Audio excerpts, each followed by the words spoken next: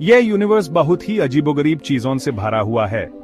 हम एक pale blue dot पे रहते हैं जो सूरज नाम के एक तारे का चक्कर लगाता है, पर कुछ चीजें तो उससे भी छोटी हैं जो हर उस चीज में छुपी हुई हैं जिन्हें हम देख और छू सकते हैं। ये हैं परमाणु, जो हर चीज का मूल है। परमाणु बहुत ही ज्यादा छोटे होते हैं। एक रेत के कण के बारे में सोचो, अब कुछ इतना छोटा सोचो कि उसके अंदर 1 अरब परमाणु समा सकें। परमाणु का साइज बस इतना सा ही होता है। परमाणु के बीच में एक केंद्र होता है जिसे नाभिक कहते हैं। नाभिक के अंदर प्रोटॉन और न्यूट्रॉन नाम के कण होते हैं। प्रोटॉन में पॉजिटिव चार्ज होता है, जबकि न्यूट्रॉन में कोई चार्ज नहीं होता है। जिस बल से नाभिक जुड़ा रहता है वो बहुत ही शक्तिशाली होता है। इसे स्ट्रॉन्ग न्यूक्लियर फोर्स कहते हैं। आइंस्टाइन का फेमस इक्वेशन E=mc² हमें बताता है कि मैस और एनर्जी एक ही सिक्के के दो पहलू हैं। जरा से मैस को बहुत बहुत ज्यादा एनर्जी में बदला जा सकता है। यही न्यूक्लियर एनर्जी का मूल सिद्धांत है। परमाणु अपने केंद्र में बहुत बड़ी मात्रा में एनर्जी रखता है। न्यूक्लियर एनर्जी की खोज ने मानव इतिहास में एक नया मोड़ ला दिया। ये एक ऐसी शक्ति थी जो पहले कभी नहीं देखी गई थी, जो विनाश और निर्माण दोनों करने में सक्षम थी।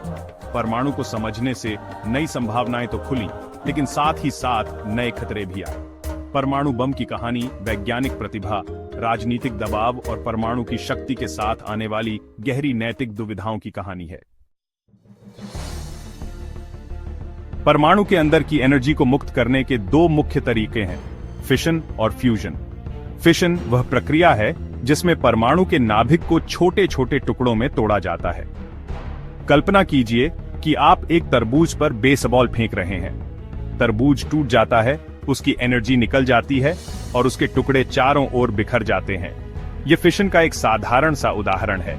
न्यूक्लियर फिशन में यूरेनियम या प्लूटोनियम जैसे भारी परमाणु पर एक न्यूट्रॉन दागा जाता है। न्यूट्रॉन नाभिक में जाकर टकराता है, जिससे वह अस्थिर हो जाता है और टूट जाता है। इस विभाजन से बहुत अधिक मात्रा में एनर्जी निकलती है, साथ ही और अधिक न्यूट्रॉन भी निकलते हैं। ये न्यूट्रॉन फिर अन्य परमाणुओं से टकरा सकते हैं, जिससे एक चेन रिएक्शन शुरू हो जाती है।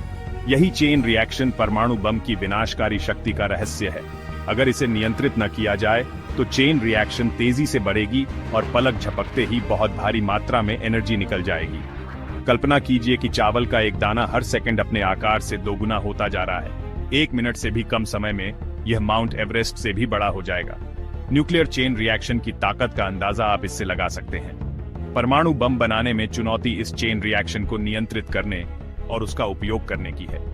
वैज्ञानिकों और इंजीनियरों को ऐसे तरीके खोजने पड़े जिनसे न्यूक्लियर मटेरियल को सब क्रिटिकल अवस्था में रखा जा सके, ताकि समय से पहले विस्फोट न हो और फिर सही समय पर चेन रिएक्शन शुरू की जा सके। साल था 1939। दूसरा विश्व युद्ध शुरू हो चुका था, जिसने पूरी दुनिया को अपनी चपेट में ले लिया था। संयुक्त राज्य अमेरिका के वैज्ञानिकों को पता चला कि नाजी जर्मनी परमाणु हथियारों पर शोध कर रहा है। एडोल्फ हिटलर के हाथों में इतनी विनाशकारी शक्ति होने का ख्याल ही भयानक था। संयुक्त राज्य अमेरिका ने अपने सहयोगियों के साथ मिलकर एक अति गुप्त शोध परियोजना शुरू की, जिसका नाम था मैनहट्टन प्रोजेक्ट। मैनहट्टन प्रोजेक्ट एक बहुत बड़ा काम था, जिसमें दुनिया के कुछ सबसे बुद्धिमान लोग शामिल थे। संयुक्त राज्य अमेरिका, कनाडा और यूनाइटेड किंगडम के भौतिक विज्ञानी, रसायन, गणितज्ञ और इंजीनियर देश भर में गुप्त प्रयोगशालाओं में दिन रात काम करते रहे। उनका लक्ष्य था कि जर्मनी से पहले परमाणु बम बनाया जाए। यह परियोजना समय के खिलाफ एक दौड़ थी, जो इस डर से प्रेरित थी कि अगर नाजी शासन को इतने शक्तिशाली हथियार मिल गए तो क्या होगा। वैज्ञानिकों और इंजीनियरों को अभूतपूर्व चुनौतियों का सामना करना पड़ा।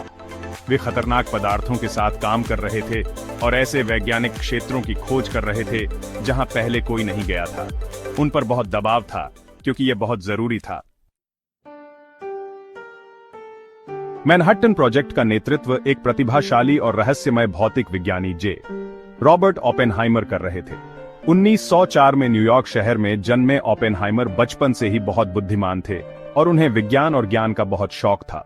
उन्होंने अपनी पढ़ाई में बहुत अच्छा प्रदर्शन किया और जर्मनी के गॉटिंगेन विश्वविद्यालय से पीएचडी की उपाधि प्राप्त की, जो सैद्धांतिक भौतिकी का एक प्रसिद्ध केंद्र था। ओपेनहाइमर अपनी तेज बुद्धि, क्वांटम यांत्रिकी की गहरी समझ और दूसरों को प्रेरित करने और उनका नेतृत्व करने की क्षमता के लिए जाने जाते थे। वे एक जटिल और विरोधाभासी व्यक्तित्व वाले व्यक्ति थे, जो करिश्माई होने के साथ साथ बहुत परेशान भी रहते थे। उन्हें कविता, कला और दर्शन शास्त्र से प्यार था, लेकिन उनके पास एक वैज्ञानिक दिमाग भी था जो परमाणु के रहस्यों को उजागर करने में मदद करेगा। मैनहट्टन प्रोजेक्ट के वैज्ञानिक निदेशक के रूप में ओपेनहाइमर ने परमाणु बम के विकास में महत्वपूर्ण भूमिका निभाई।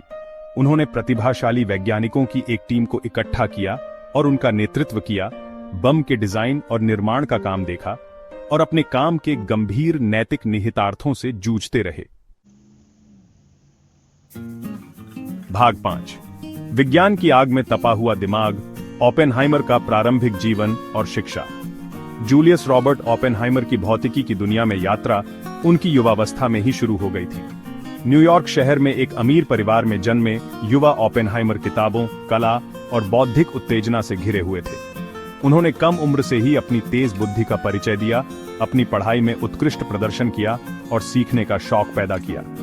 ओपेनहाइमर ने अपनी स्नातक की डिग्री हार्वर्ड विश्वविद्यालय से प्राप्त की, जहां उन्होंने रसायन विज्ञान में महारत हासिल की, लेकिन साथ ही भौतिकी, दर्शन और पूर्वी धर्मों का भी अध्ययन किया।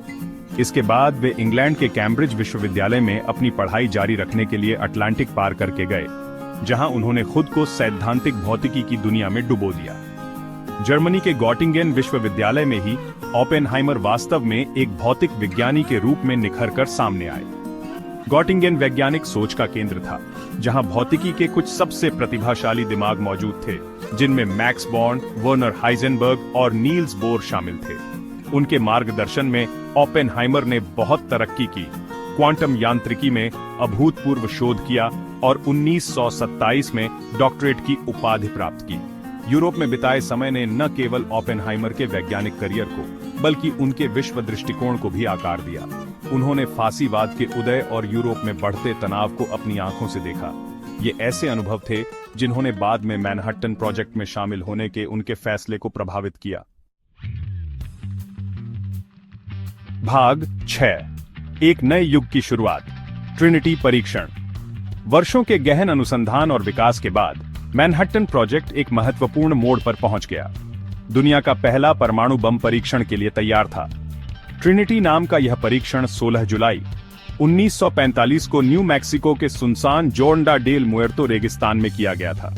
स्थानीय समयानुसार सुबह 5:29 और 45 सेकंड पर गैजेट नामक इस उपकरण ने एक भयानक गर्जना के साथ विस्फोट किया। ये विस्फोट ऐसा था जैसा पहले कभी नहीं देखा गया था।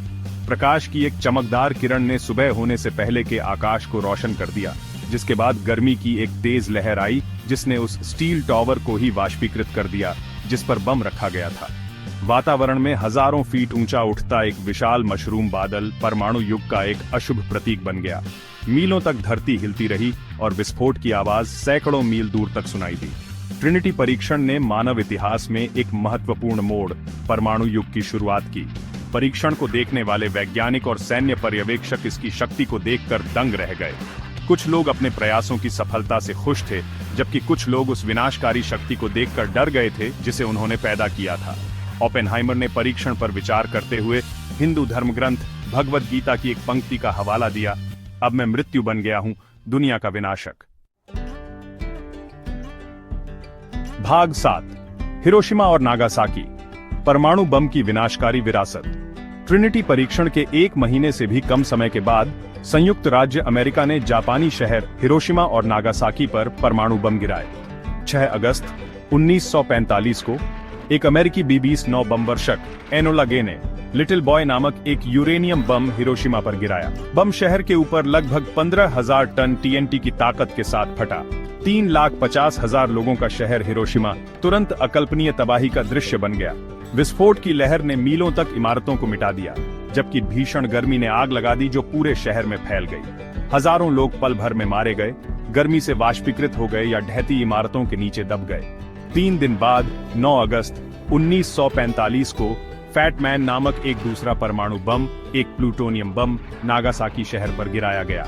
नागासाकी बम, हालांकि हिरोशिमा बम से अधिक शक्तिशाली था, एक घाटी में फटा, जिससे इसकी विनाशकारी सीमा कुछ हद तक सीमित हो गई।